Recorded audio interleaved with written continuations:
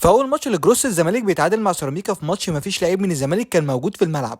كده كده انا مش هتكلم على جروس لانه لسه ما يعرفش حاجه عن الفريق، بس ايه القرف والرعونه اللي لعيبه الزمالك كانوا فيها النهارده دي. دفاع مهزوز ولولا الحظ كان زماننا شايلين سكور، ونص ملعب ما فيهوش غير عبد الله سعيد بس، ودونجا لا بيهاجم ولا بيدافع ولا ليه اي لازمه في الماتش. وهجومنا مصريين يلعبوا ناحيه مصطفى شابي اللي انا هموت وافهم ده بيعمل ايه في الزمالك بقاله سنتين. لعيب عمره ما نفعنا في اي ماتش ولا بيقدم بجنيه كوره من ساعه ما جه، فعارفين انا مش فاهم ما بيمشيش ليه وقاعد بيعمل ايه. وبجد الواحد كان قاعد بيضرب كف بكف النهارده وهو شايف لعيب زي زيركا مع سيراميكا والباشا التاني ده معانا.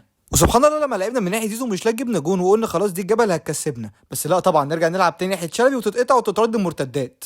وما ارتحناش غير لما اخيرا خرج واللعب كله من ناحيه زيزو وادينا نبقى اخطر ونخلق فرص كتير، بس حظنا كان وحش. وبجد اصابه ناصر ماهر من اسوأ الحاجات اللي ممكن تحصل دلوقتي، لان نص الملعب حرفيا ضايع من غيره. فالخلاصه ان الزمالك وحش، وتاني وتالت لازم نجيب صفقات في يناير عشان الدنيا ما تفرطش مننا، خصوصا انك بتنافس على كل البطولات. فاتمنى ان الاداره تسمع جروس وتجيب له كل اللي هو عايزه، عشان غير كده هنخرج بدري.